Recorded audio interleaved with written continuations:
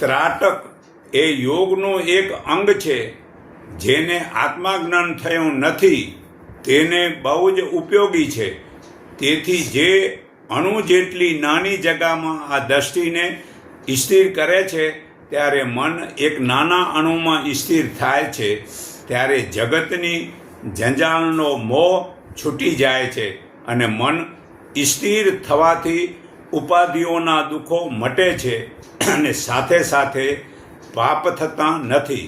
તે પાપ છૂટવાથી ત્રાટકમાં શાંતિનો અનુભવ થાય છે અને ત્રાટકનો સમય વધારતો જાય છે. એમ કરતાં કરતાં જ્યારે જીવતા બ્રહ્મજ્ઞાનીના સંગ વડે પરમાત્માની શાન અંતરના ઊંડાણમાં નાભીમાં શાંતિની મૂડી પ્રાપ્ત થાય છે, પછી તેને ત્રાટકની જરૂર હોતી નથી. કારણ કે જ્યાં તેની દ્રષ્ટિ પડે ત્યાં મન સ્થિર થઈને દરેક ક્ષણે શાંતિનો અનુભવ કરે છે. એમ ત્રાટક યોગનું એક અંગ છે, તેમ આસન પણ યોગનું એક અંગ છે.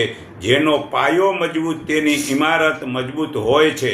તો ધ્યાન માટે પદ્માસન કરો અને જેમ ડાબો હાથનો મેલ જમણો હાથ ઉખેડે છે અને જમણા હાથનો મેલ ડાબો ઉખાડે છે, બંને એક જ શરીરના અંગ છે, તેમ આપણે બધા જ આ એક પરમાત્માના આત્મા અંશ છીએ. તો આ અંતઃકરણનો મેલ દૂર કરવા આ એકબીજાના મદદ કરીએ. એમાં કોઈ પણ એકબીજાને ઉપકાર કરતા નથી, પણ ફરજ અદા કરીએ છીએ. તો સૃષ્ટિનું કાર્ય બરાબર ચાલે છે.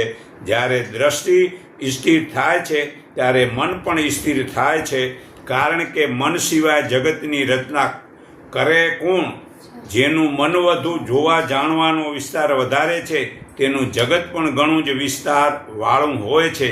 સવારે ઉઠી ભગવાનને આમ નમસ્કાર કરો, ચહેરામાં હસમુખો રાખો, આમ આનંદ રાખો, માતા પિતા વગેરેને નમસ્તે કરો તો આશીર્વાદ મળે છે. તેથી દિવસ સારો જાય છે.